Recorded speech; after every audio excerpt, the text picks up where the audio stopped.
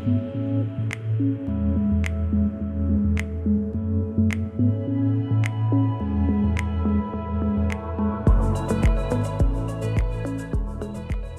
de pertenencia, P de patrimonio.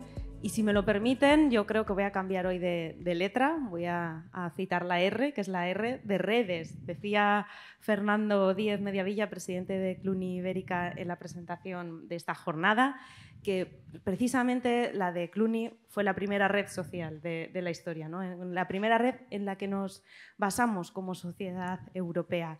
Una red que nos trae hoy aquí a través de una red, en este caso, que es el Itinerario Cultural Europeo, una red de colaboración y una red de aprendizaje como el que vamos a poder vivir en este primer coloquio denominado ¿Cuál es el valor del patrimonio cultural de Cluny en Palencia? Me acompañan en la mesa, bueno, mi nombre es Aida Citores, para mí es un placer estar aquí hoy, y me acompañan en la mesa Carolina Balbuena Bermúdez, diputada provincial del área de cultura de la Diputación de Palencia, Fernando Díez Mediavilla, que es, como digo, presidente de Cluny Ibérica, Ignacio Fernández Sobrino, presidente de la Fundación Santa María la Real, y Sergio Caminero Alonso, que es historiador experto también en la materia que estamos abordando hoy.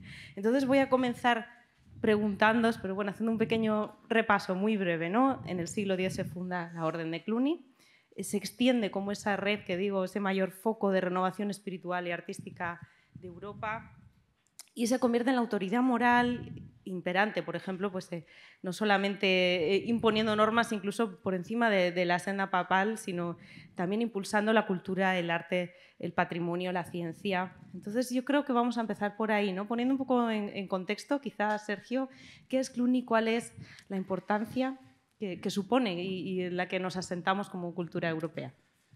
Pues a ver, si hablamos... Bueno, buenos días a todos. Si hablamos de Edad Media, de siglos X, XI, XII, tenemos que hablar de Cluny. Fue la mayor institución de esta época y es la que une, como si fuera una red, toda Europa y llega a cada pueblo. En su fundación tuvo algo que el resto no tenía, y es que los poderes políticos en ese momento lo donan al papado y lo convierten en un monasterio exento, que es lo que necesitaba el papado.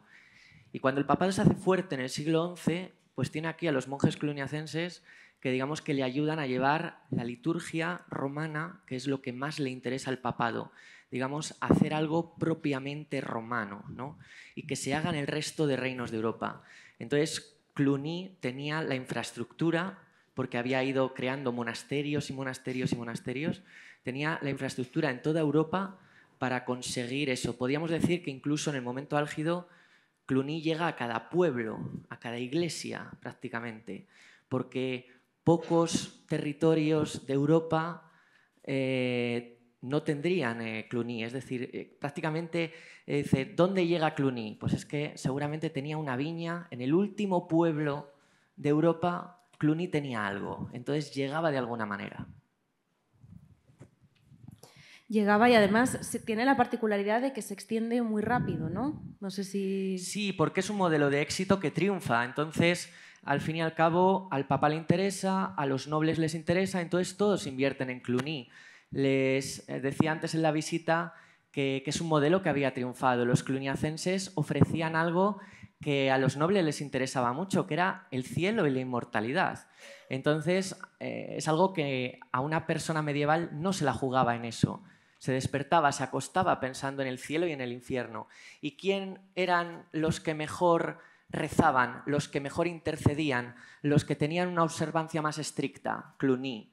¿Quién está de moda en ese momento? Cluny. Por eso todos los monarcas y muchos condes, duques, van a querer apuntarse al carro y decir, yo también quiero estar enterrado en un monasterio cluniacense. Si le tengo que dar a alguien, porque en este momento además con la reforma gregoriana los nobles tienen que desprenderse directamente de sus propiedades, entonces se lo tienen que dar a una propiedad eclesiástica. Si se lo tengo que dar a un obispo, se lo tengo que dar al papa, se lo tengo que dar a un monasterio, pues casi se lo doy a Cluny, que es el rey de los monasterios, que son los que mejor hacen su trabajo y así por lo menos tengo asegurado el cielo. Entonces por eso se expanden tan rápido y tan bien. se expanden, es el rey de los monasterios y es que nace ya con ambición, ¿no? Mi siguiente pregunta va dirigida a Ignacio Fernández Sobrino, también como periodista y experto en comunicación, porque es un acierto en estrategia de comunicación desde que Guillermo de Aquitania en el año 909 funda esta orden con la ambición de transformar el mundo, nada menos, ¿no? Y lo consigue. Sí, además dicho sobre todo un día como hoy, que es el día de Pentecostés, en el cual sería deseable que hasta el Espíritu Santo nos ayudara y nos iluminara para averiguar los caminos y los destinos de esta gran operación cultural en la que tiene que convertirse Cluny y los sitios cluniacenses como complemento al gótico y al románico, que son otras de nuestras prestaciones culturales más relevantes de una provincia como la nuestra, para los que venís de fuera, que yo lo decía antes en el vídeo, que siempre tiene ese efecto doble de que cuando llegas no sabes y cuando vuelves o cuando regresas, vuelves con el entusiasmo del descubrimiento. Que, por cierto, este es el factor fundamental del viaje. Si algo necesita un viaje es capacidad de sorprender. Y esto de, caray, no sabía yo que en Palencia había tantas cosas. Muchas gracias. Y eso que me dedico a esto. Pues siempre forma parte del discurso al regresar. En efecto, la comunicación es un factor clave y ellos lo sabían hacer muy bien. No siendo yo experto en Cluny, algunos compañeros míos de la Fundación Santa María la Real que están aquí lo dirían con mucha más precisión y entomología historiográfica que yo. Es verdad que la comunicación resulta un factor clave y que las redes medievales que fueron capaces de tender estos monjes se basaban justamente en esa gran capacidad de interactuar en unas épocas en que moverse no era tan sencillo, porque el viaje que no duraba un mes duraba 2 y el que no duraba 2 duraba 3, siempre que llegaras y no te asaltaran por el camino y te dejaran despellejado. La comunicación es un factor básico, yo creo que es el principal enemigo que muchas veces tenemos cuando no somos suficientemente proactivos a la hora de vender lo nuestro. ¿Qué es lo que pasa? Pues pasa que tenemos una antañona costumbre de no ser capaces de hacer esto. Es decir, hemos nacido al lado de monumentos de una categoría tan espectacular como quienes vienen de fuera reconocen, pero les damos el valor sentimental justo porque forman parte de nuestro paisaje, como que no nos son ajenos y por lo tanto no los vemos desde un punto de vista exterior y por lo tanto eso no nos permite venderlos. Nos falta la capacidad de asombro. Y dentro de las grandes posibilidades que ofrece nuestra provincia, Cluny es una de ellas muy relevante porque hay mucho por hacer. Es verdad que todavía no se identifica, entiendo yo, lo suficiente el altísimo valor que quienes sois expertos decís que tiene para el concepto y para la cultura cluniacense la provincia de Palencia y los sitios cluniacenses de la provincia de Palencia, y de hecho, si fuera posible conseguir ese reconocimiento internacional y la declaración de Cluny como Patrimonio Inmaterial de la UNESCO, creo que es la definición técnica, pues sería un gran logro porque añadiría un excipiente más a todo el catálogo que tenemos en Palencia de lugares maravillosos. Así que comunicación sí o sí, contarlo sí o sí, y en ese sentido, pues en efecto, yo pienso que podemos aprender de los valores de los cluniacenses, que además exhibieron otras dos capacidades que les serían propias a este proceso. Por un lado, la capacidad de un liderazgo moral. Tenemos que empezar en Palencia, como en otras provincias del interior, a tener ese desarrollo de liderazgo, pensar que podemos ser líderes, pensar que podemos llegar a hacerlo, pensar que no somos actores secundarios, pensar que podemos llegar a ser protagonistas. Y luego yo creo que ellos también, y por terminar ya, Aida, creo que tuvieron otra capacidad muy relevante, que es la capacidad de la reforma, la capacidad de la renovación, la capacidad de estar permanentemente buscando el cambio. Somos muy maniáticos de hacer las cosas porque se hacían así y nunca sabemos cuántos empezaron a hacer así, pero somos conscientes de que no porque siempre se hicieran así, estaban bien. Por tanto, pues en eso también creo que podemos estar en alguna consecuencia de la cultura conocense. Así que respondiendo a tu pregunta, aprendamos de ellos comunicación sí o sí. Aprenderemos de ellos y mencionabas precisamente otra vez esa palabra, ¿no? Red. Fernando, ¿cuál es la importancia de la red que establece Cluny Cluny, perdón, a lo largo de 8 países, ¿no?, de los que tenemos hoy en día constancia dentro de esa red europea y que presides aquí, que representas en la península ibérica. Buenos días. Pues la importancia es tan fundamental que tenemos un error los que vivimos en el siglo XXI, y es que, para empezar, hablamos de 8 países, pero hay que situarse en el siglo X, en el siglo XI, en una Europa que sí que hay un concepto de Europa, pero no hay un concepto de fronteras como el que hoy podemos identificar, que tampoco es tan viejo. De hecho, el centro Europa, las fronteras las estamos viendo moverse cada año, cada poco tiempo. Incluso hemos conocido distintos países que se han ido formando, desapareciendo, pero claro, lo que Cluny genera es un movimiento en el que transmite conocimiento, transmite la cultura, transmite una forma de interpretar la arquitectura y el arte que se va a repetir en todos los lugares por los que está ocupando los monasterios. Unos les construyen nuevos y otros aprovechan lo que ya había, o bien se reforman o bien se amplían, pero todo ello basado primero en la liturgia, que es lo que ellos tienen que, con la reforma, tienen que transmitir a todos los cristianos de aquella época, y segundo, con esa liturgia incorporan algo que comentaba Sergio, pero que es muy importante.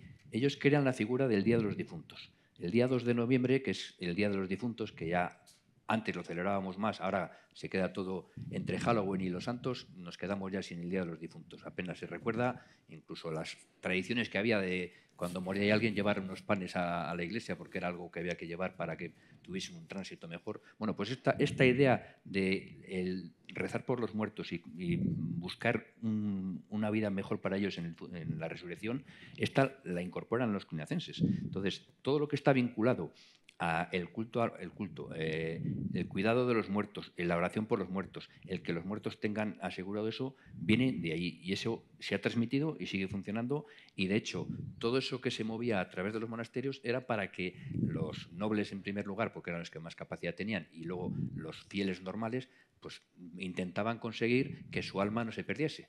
Y eso que suponía que tenía que haber una red de monasterios, porque los monjes cluniacenses no rezaban por los muertos de su lugar, rezaban por todos los muertos de la cristiandad conocida. Entonces, cualquiera que quisiese tener asegurado un puesto cerca de Jesucristo, tenían que ayudar para que eso fuese así. Por eso, los priores de los monasterios tenían que rendir cuentas al abad de Cluny de lo que recaudaban y llevarle la lista de aquellos por los que había que rezar. Entonces, en cualquier monasterio cluniacense se rezaba por gente de cualquier parte de la Europa conocida. Entonces, sí que es cierto que eso que se transmite, tenemos la figura de los arquitectos, de los canteros, de los escultores y luego de la gente que ejercía la liturgia. Eso se va transmitiendo de tal manera que nos encontramos en el norte de Europa, incluida Inglaterra, encontramos por supuesto en el centro de Francia, en zonas de Alemania, de Suiza, encontramos monasterios que dices, bueno, pero si esto lo tengo yo en Nogal de las Huertas, ahí en San Salvador, que he visto que hay un capitel que es igual que eso, y San Salvador está caído. Bueno, pues gracias a que se iba haciendo esa red de comunicación a través de las imágenes, porque hoy nos encontramos, en España por suerte tenemos mucho románico e iglesias que están perfectamente en pie, más o menos reconstruidas o no, pero están en pie. Sí que es cierto que estamos viendo que nos falta la pintura. La pintura era un elemento muy importante en el románico, y eso se transmitía de unas iglesias a otras a través de la gente que, una vez que estaba hecha la iglesia, venían y pintaban, en cada caso, los temas que eran obligatorios porque no dejaban de ser edificios religiosos, y luego, dependiendo de quién hubiese aportado para pagar, para hacer ese templo, esa iglesia, ese monasterio, pues había que tener un apartado donde se recrease a la condesa de turno, al noble de turno o al obispo que hubiese ayudado a construir eso.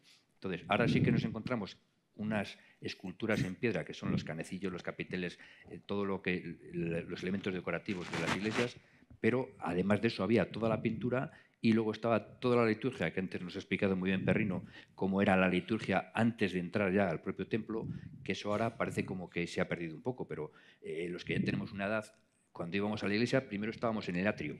Estábamos en el atrio, allí parece como que nos recibían todos, y luego ya accedíamos al templo. Pues es un poco recreación de lo que se hacía cuando existía el Nartes, que se esperaba a entrar al templo una vez que estaban ya todos reunidos, y el abad del monasterio o el prior del monasterio ya daba paso al interior del templo. Entonces, hay cosas que parece que no, pero seguimos haciendo igual que las hacían ellos. Hablando en términos de liturgia, pero es que en términos del día a día, no podemos negar que hay una cosa, por ejemplo, el enoturismo, que ahora tiene un nombre muy rimbombante. Bueno, pues la cultura del vino nos la incorporan los cluniacenses, porque todo lo que tiene que ver con el cultivo de la viña, la tradición de incluso el llevar variedades que se adaptaban mejor al terreno de un sitio a otro, pues eso también lo hacen los cluniacenses. Entonces, el error que tenemos, volviendo a lo del principio, es que pensamos que antes, lo hemos hablado, no había mucha movilidad. Sí que había movilidad. ¿Se tardaba mucho en llegar? No tanto como pensamos, porque desde aquí, que estamos a 1000 kilómetros de Cluny, se iba a pie, a caballo, como cada uno pudiese, y a rendir cuentas todos los años al abad de Cluny. Entonces, había mucha más comunicación y mucho más movimiento, e incluso nosotros desde la península ibérica discutimos algunas veces con los franceses, porque ellos siempre, aparte de su chauvinismo, no chauvinismo, siempre dicen que ellos trajeron aquí su cultura, su arte y su patrimonio, y decimos, bueno, ¿y por qué no los escultores, los canteros de aquí no llevaban también para allá?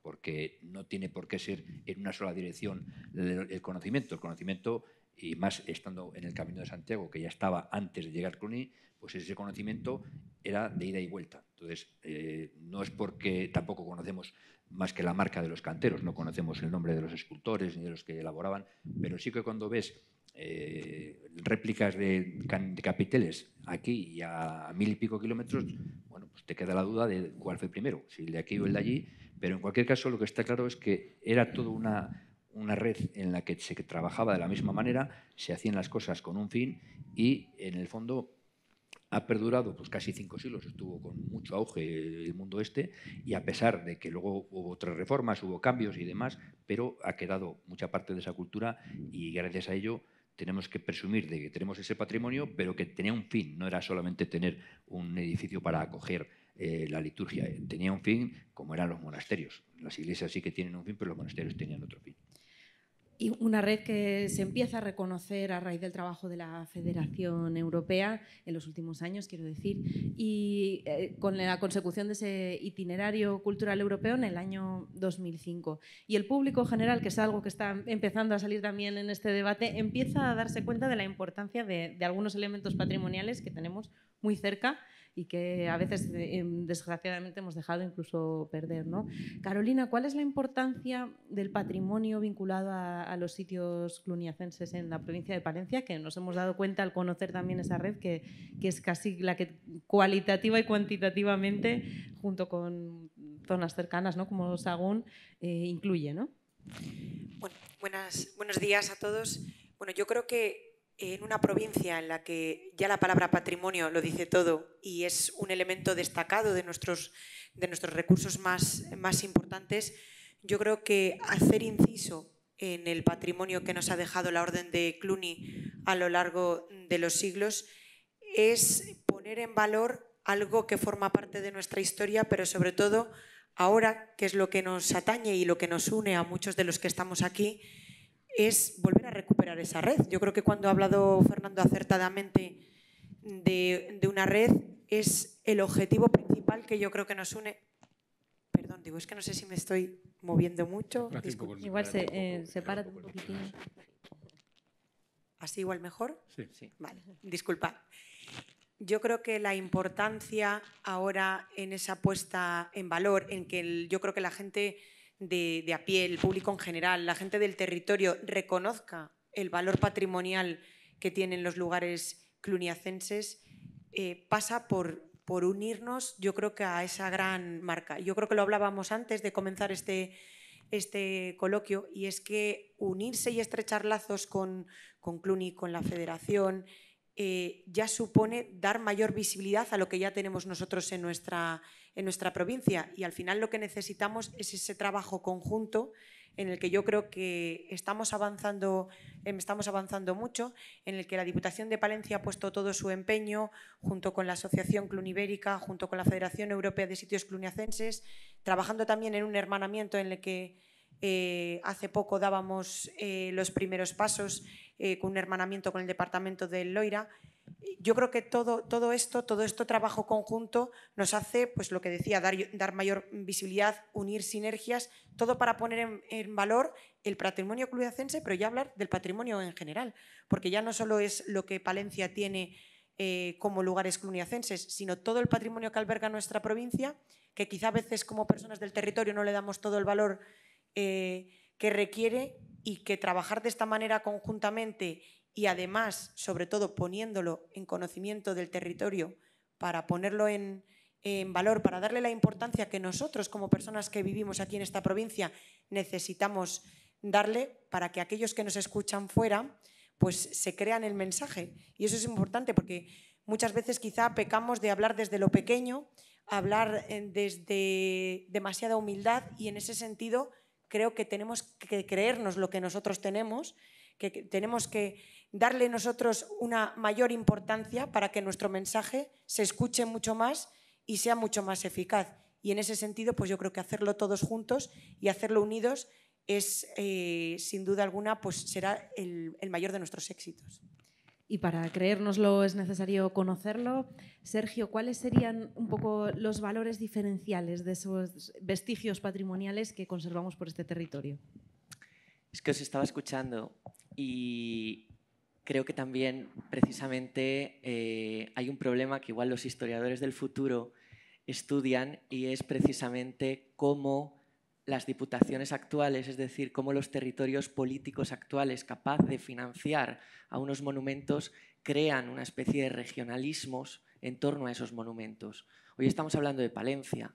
Cluny se escapaba a la provincia de Palencia porque Palencia es una demarcación del siglo XIX, XX, XXI.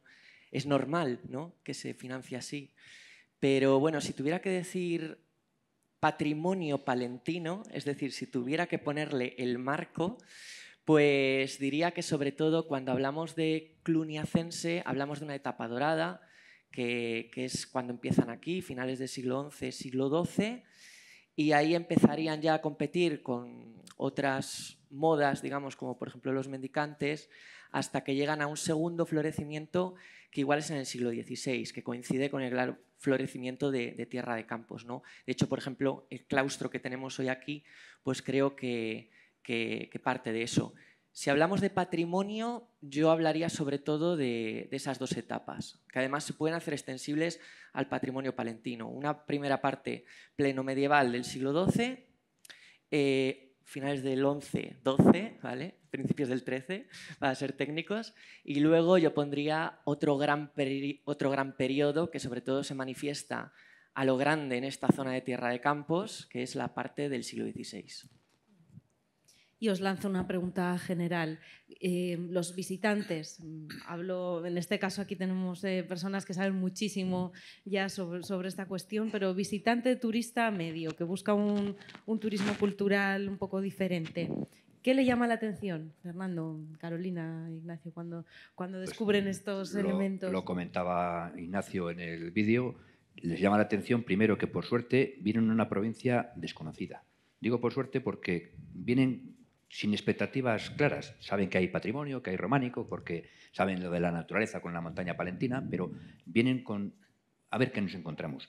Y por suerte, lo que se encuentran les deja sorprendidísimos desde la capital hasta el último pueblo de la montaña, porque no esperan encontrarse tanta riqueza, tanto patrimonio y tan bien conservado. Muchísimas veces hemos oído comentar, en mi caso en San Martín de Fromista, que bueno, es muy conocido porque salían todos los libros de texto, la gente viene, pero claro, cuando llegan y dicen, es que tienen ustedes esto tan bien conservado que ¿cómo no lo promocionan más? Bueno, pues no lo promocionamos más, primero porque somos pocos y luego porque no se nos ha contado nuestra propia historia. Tú lo comentabas, Nacho, que casi como nos hemos criado al lado de un monumento, pues nos parece que es lo normal. Y claro, sales fuera, ves 4 piedras y después esta gente están sacando pecho por aquí por un muro de ruido y nosotros tenemos allí unas pedazos de iglesias. Entonces, hay que aprovechar eso, que la gente que viene. Sí que es verdad que vivimos en la época de la comunicación, de Internet y demás, pero hasta que no llegan y ven lo que hay, no son conscientes de lo que tenemos.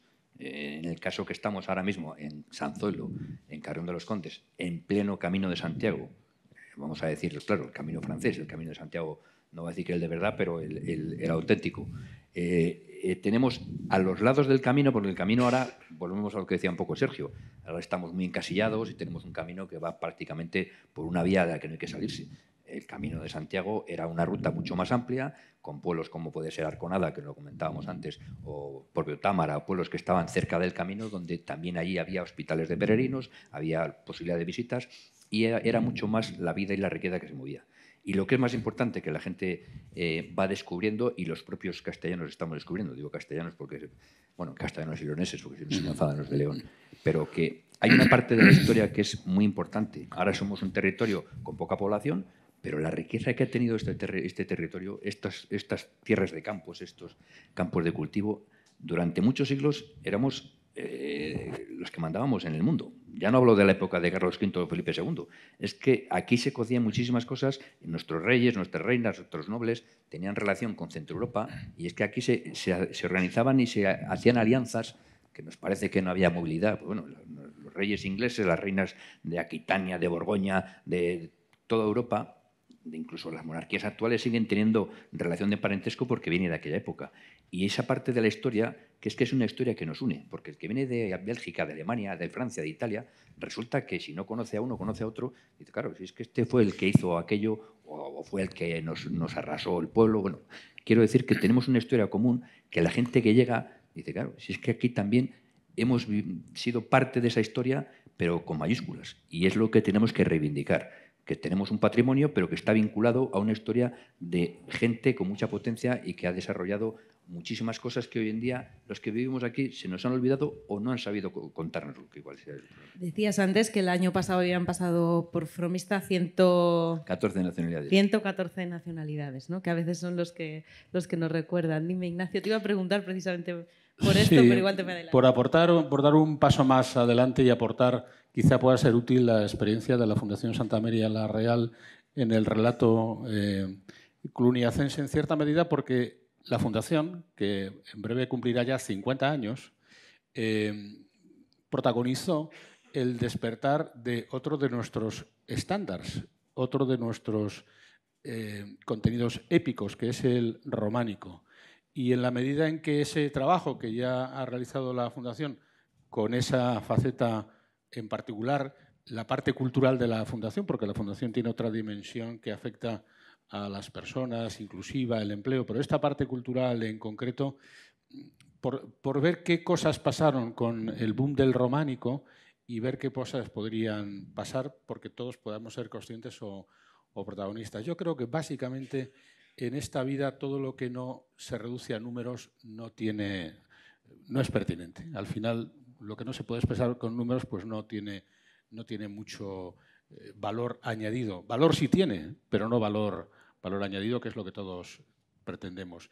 Y yo creo que aquí hay algunas claves. En primer lugar, tendríamos que ser muy industriales, así que tengamos la capacidad de ser muy técnicos, muy estructurales, rodearnos de personas, como es el caso, por ejemplo, que le está pasando a Cluny, gente de muchísimo nivel que ya está trabajando a la candidatura, que está trabajando alrededor, con expertos muy relevantes en la propia Diputación y otras instituciones que son los que están protagonizando el fenómeno, pero esto hay que hacerlo muy técnico y con mucha calidad, que yo creo que así se trabajó desde el principio la temática del románico. Y luego habría otro factor muy importante, que es que tenga un carácter multidisciplinar. No puede ser que solamente, como hacían los emperadores romanos, que eso ya no vale, vidi, vinci, no. Tú no llegas, lo ves y te lo has quedado. Hoy hay mucha competencia. El ocio es un territorio donde se concentran muchísimos intereses de todo tipo de targets de público, pero también de todo tipo de territorios. La gente está viajando mucho, la oferta es de carácter global y ahí no es suficiente que también con que tengamos unas buenas redes sociales, que está muy bien, que tengamos un buen número de alojamientos, que seguramente hay que recrecer y que está muy bien, sino que seamos capaces de ofrecer un valor en conjunto.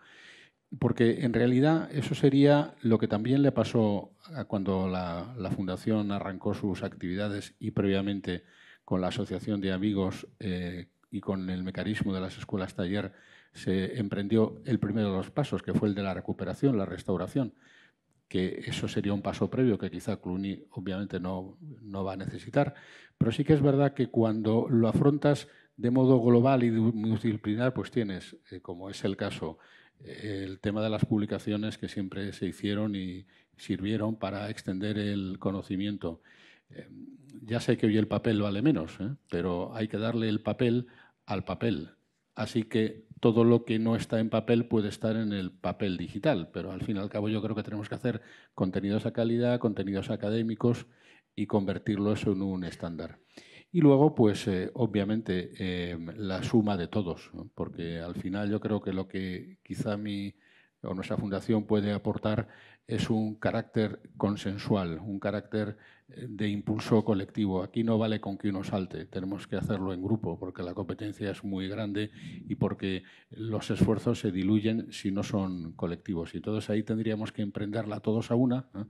Para buscar en este nicho concreto cluniacense pues un factor de desarrollo que nos venga bien a todos, con los objetivos globales que tenemos en la provincia de Palencia, que son que la gente venga y se quede aquí, que seamos capaces de dotar de más herramientas económicas al tejido productivo que le sirvan también para su propio desarrollo y al final un procedimiento de repoblación.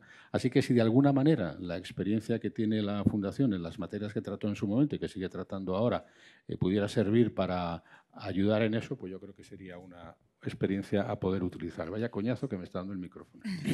Sí que, si me permites, Aida, sí que me gustaría unir algo que ha dicho Ignacio, que yo creo que lo importante de todo esto no es solo lo que hablemos en términos turísticos o culturales, sino todo este empeño en la promoción, en la defensa, en la puesta en valor y en potenciar los lugares cluniacenses es lo que podemos aprovechar y exprimir, me permitirme la palabra, para un mayor conocimiento, no solo cultural e histórico, sino también de intercambio y no solo en el aspecto cultural, de intercambio arquitectónico, de intercambio medioambiental, todo el trabajo que nosotros desde la Diputación de Palencia vemos que se puede aprovechar esta sinergia, esta unión entre diferentes entidades y sobre todo este trabajo que además podemos hacer muy bien conjuntamente también con la Fundación Santa María la Real, con la asociación que ha iniciado, con la Asociación Clunibérica, que es la que ha iniciado todo este proyecto, y es todo lo que nos queda por hacer en referencia a este tema. No solo es que quizá muchas veces nos centramos, y también hablo por la Diputación de Palencia, en tenemos que conseguir la candidatura, eso es un aspecto muy positivo que lo necesitamos, pero yo creo que es ir mucho más allá en todo el trabajo que podemos hacer para que esa unión perdure en el tiempo y no se quede simplemente en la declaración. Sergio. Sobre el tipo de turismo que comentabas al principio, ¿no? ¿Qué tipo de turismo tenemos y sobre todo qué tipo de turismo queremos ir? Pues yo creo que bueno, Palencia debe vivir del turismo patrimonial, ¿no? Realmente es un turismo muy interesante a nivel de cifras, cuantitativo y cualitativamente, ¿no? Es un turismo que no viene mucho, pero deja mucho, ¿no? En ese sentido es muy interesante tanto para un patrimonio natural, para un patrimonio artístico. A mí sí que me gustaría decir que para incentivar ese tipo de turismo no solo hay que pensar en la gente que ya sabe de monasterios y viene a ver monasterios. Por ejemplo, a mí me gustan los monasterios, lo primero que voy a hacer cuando viajo, por ejemplo, ¿no? Es ir a un monasterio, visitar un museo.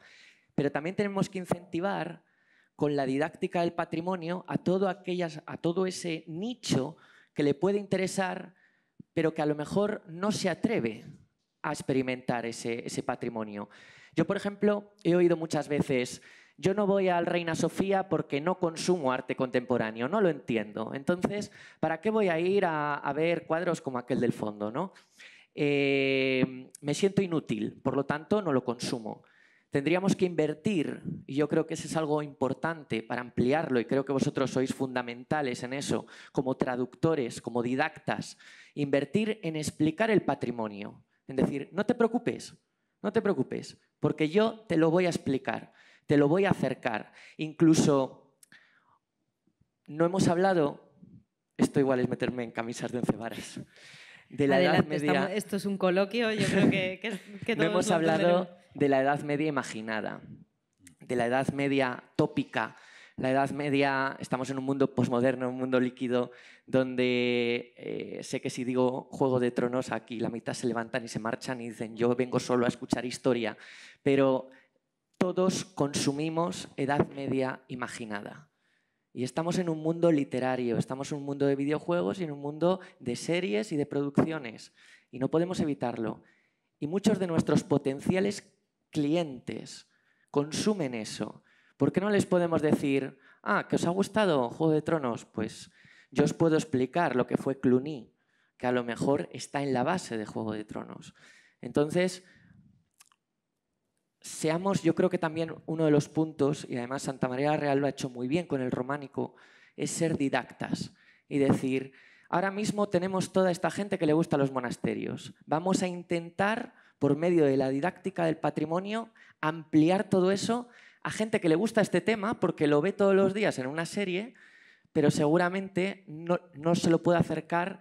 Le decimos, no, si es que tenemos un monasterio de verdad, aquí no hay cartón piedra, aquí no hay cromas. Esto es de verdad, lo puedes tocar y de verdad una comunidad monástica que vivió de esta manera, ¿no? Esto entra en juego, ¿no?, con la responsabilidad del relato que tenemos. Precisamente la diputada es publicista, Ignacio es periodista. Tú llevas años divulgando también desde pie de calle, desde Fromista, el patrimonio y demás. ¿Cómo lo contamos? Y hablamos también eso, de colaborar en red. ¿Cómo lo contamos en red? Los científicos, los expertos en turismo, las instituciones, las empresas privadas. Pero, por tomar la palabra yo. A ver, contarlo es muy fácil. Hoy en día se puede contar incluso la realidad o cualquier otra historia, porque al final lo que cuentes es lo que la gente tiene que más o menos creerse. Pero lo importante es que sepamos qué es lo que tenemos que contar para que sea un discurso común y que llegue a la población.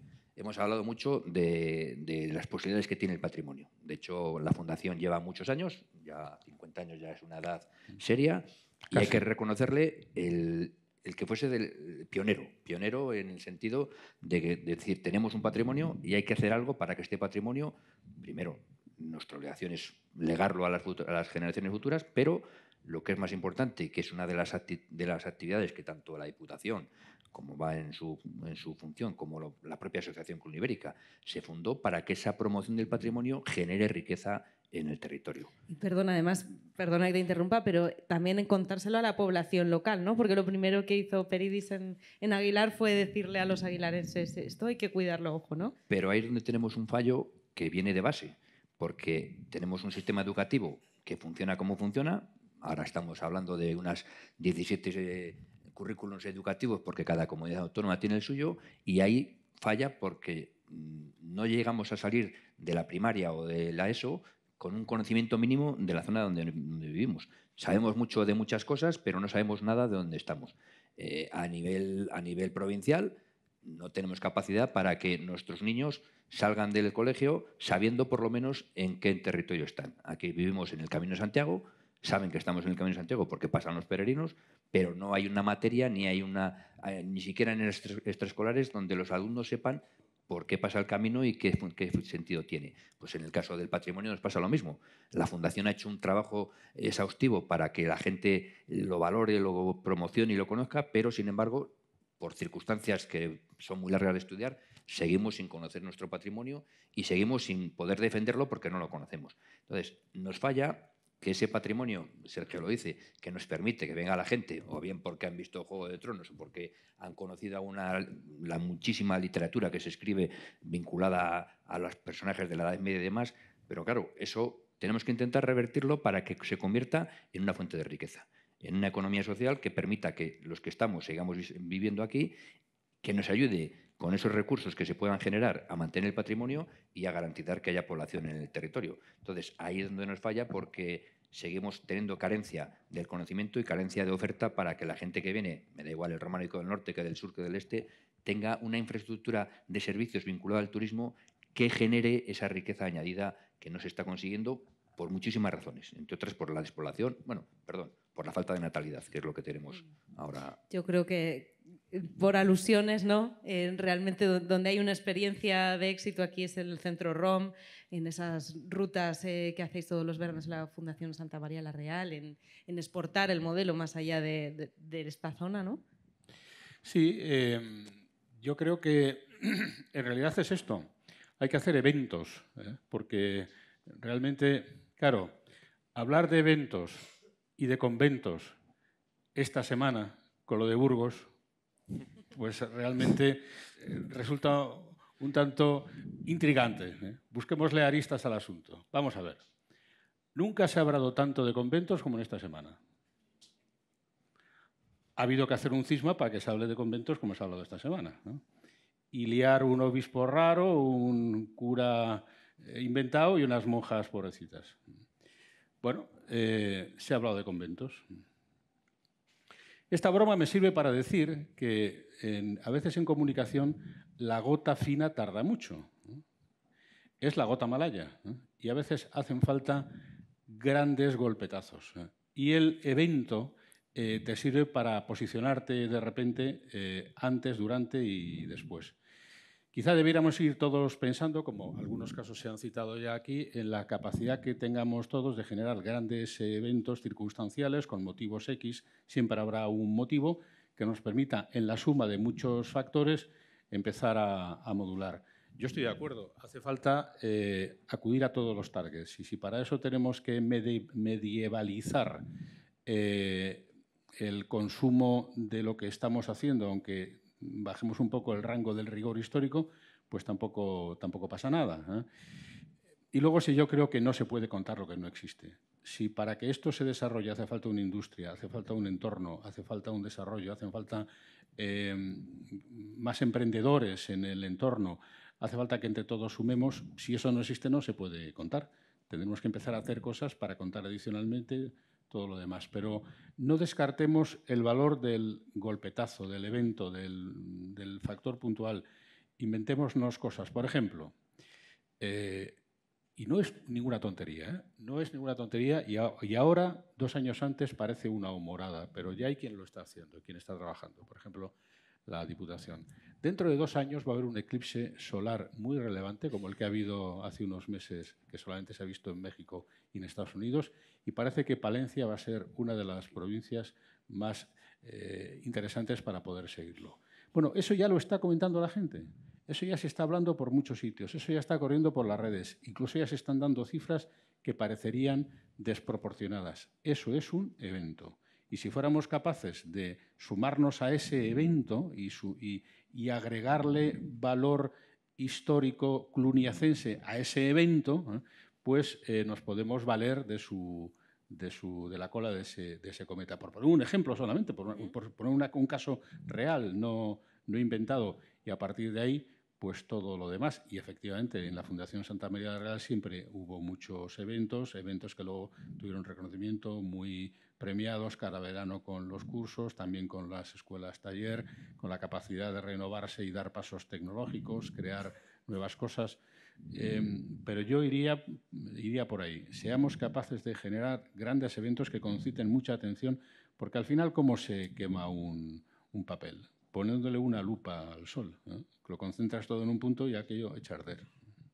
Carolina, precisamente apuntaba Sergio, ¿no? Las demarcaciones, las fronteras modernas a veces condicionan nuestra manera de trabajar desde el punto de vista de la administración pública, pero el ejemplo de la Diputación de Palencia en este sentido está siendo precisamente de colaboración, ¿no? Hace unas semanas, escasas semanas, una delegación de la Diputación de Palencia viajaba a Francia. En unas semanas más vendrá la delegación francesa aquí. ¿Qué acciones está tomando la Diputación en este sentido para crear esa estructura que dé lugar luego a esos eventos y a esas acciones ya más concretas, ¿no? Bueno, yo creo que al final mantener esa unión que ha surgido en este caso a propósito de la candidatura es lo que nos hace ir tejiendo una red que se hace fuerte, una red a la que se suman diferentes entidades y que eso nos va a permitir el mantenernos en el tiempo, que es lo que mencionaba yo antes.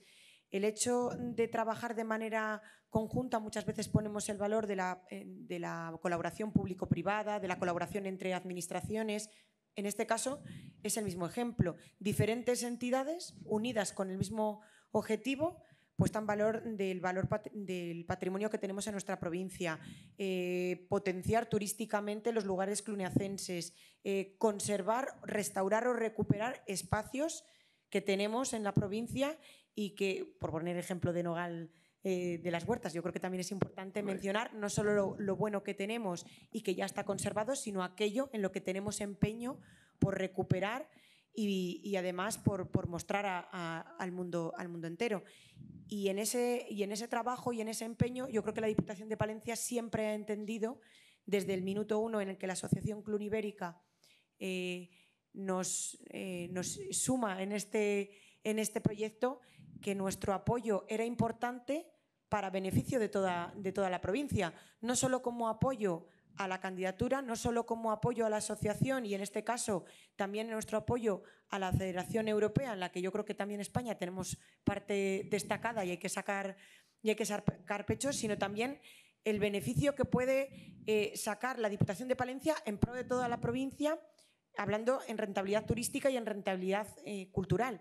Y a lo que mencionábamos antes, sumándose otras entidades como la Fundación Santa María la Real, para que esa red que vamos tejiendo, esa unión con otros departamentos y con otros territorios franceses unidos en torno a la misma causa, bueno, pues podamos intercambiar experiencias culturales, intercambiar formación, intercambiar experiencias impulsadas, o sea, experiencias técnicas, me refiero a encuentro entre técnicos que trabajan de un lado y de otro, para que nosotros no solo lo que podemos ofrecer en España, también podamos aprovechar lo que saben y lo que hacen y lo que ofrecen, en este caso en Francia, y unir todo lo cultural, pero también unir, como decía antes, todo lo que tiene que ver con arquitectura, con medio ambiente, con un montón de disciplinas en las que la Diputación de Palencia puede tener competencia y puede también tener su parte de actuación,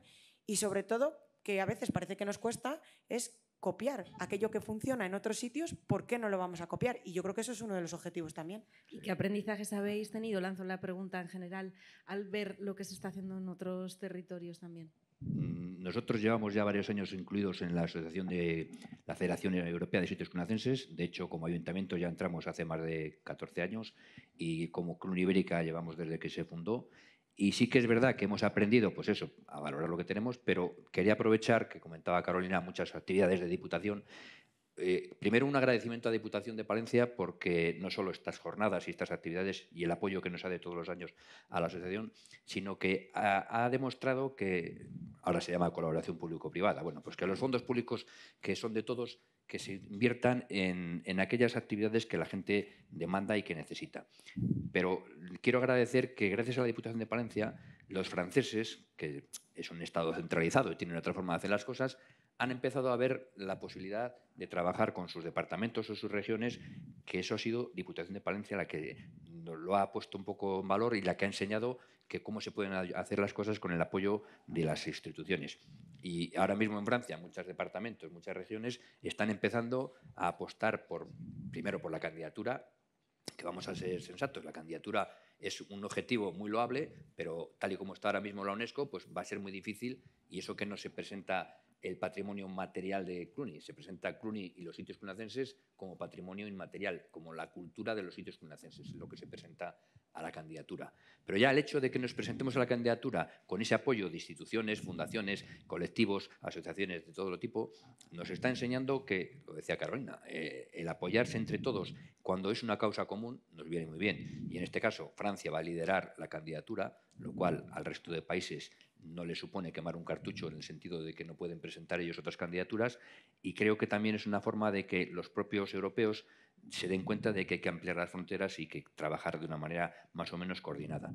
Ellos nos enseñan cosas, el valor que tienen al patrimonio, que a los chavales desde chiquitos ya les enseñan cómo se hacen actividades dentro de los propios monasterios, cómo se aprovechan. Sí que es cierto que ahí los monasterios son de propiedad estatal, aquí la gran mayoría, salvo excepciones, son de titularidad de la diócesis, de la Iglesia Católica. Entonces hay que compaginar. Pero bueno, el caso de Palencia con nuestro nuevo obispo Miquel, pues este hombre tiene un concepto de la evangelización, del acercamiento de la Iglesia a los fieles, que no es solamente ir a misa o al rosario, que también hay que, a través de la cultura del arte, se puede evangelizar, se puede conocer la Iglesia y se pueden conocer otras cosas. Pues vamos a aprovechar también eso y vinculemos todo ello y sea una forma de sumar y conseguir que lo que se hace en unos sitios, si se hace bien, lo aprendamos y lo hagamos en el resto. Nos queda muy poquito tiempo, así que lanzo una última pregunta antes de hacer una ronda rápida de conclusiones y nos vamos al café. Después, en la siguiente mesa ya será el turno de coloquio. Última pregunta, muy brevemente. ¿Tenemos opciones de conseguir que la UNESCO reconozca ese patrimonio, esa cualidad? Yo mismo, bueno, por orden. En principio nos vamos a presentar, porque todavía no se ha presentado la candidatura, con lo cual opciones tenemos. Hasta que no nos digan que no, opciones se tienen. Y aparte, lo que se presenta, que es un trabajo muy costoso, porque de los más de 2.000 sitios cluniacenses que están reconocidos, la candidatura va a ser para menos de 200. Por suerte, aquí en la provincia de Palencia, Fromista y Carrión van a estar incluidos en esos 200, que, ojo, aparte de itinerario cultural, ya tenemos el reconocimiento de Patrimonio Mundial con el Camino de Santiago, que el año 94 ya se reconoció. Entonces, ya tenemos eso. Pero, siendo difícil, todos los trabajos que nos está llevando a cabo y lo que tenemos que hacer para presentar el dossier de la candidatura ya nos está ayudando a potenciar mucho más los lazos, y eso ya es un pequeño reconocimiento, porque la UNESCO está en otras historias. Ahora se reconocen muchos patrimonios inmateriales, se reconocen patrimonios naturales, y yo entiendo que ya dentro de poco va a ser todo patrimonio mundial. Entonces, tampoco hay que volverse locos porque no nos lo reconozcan.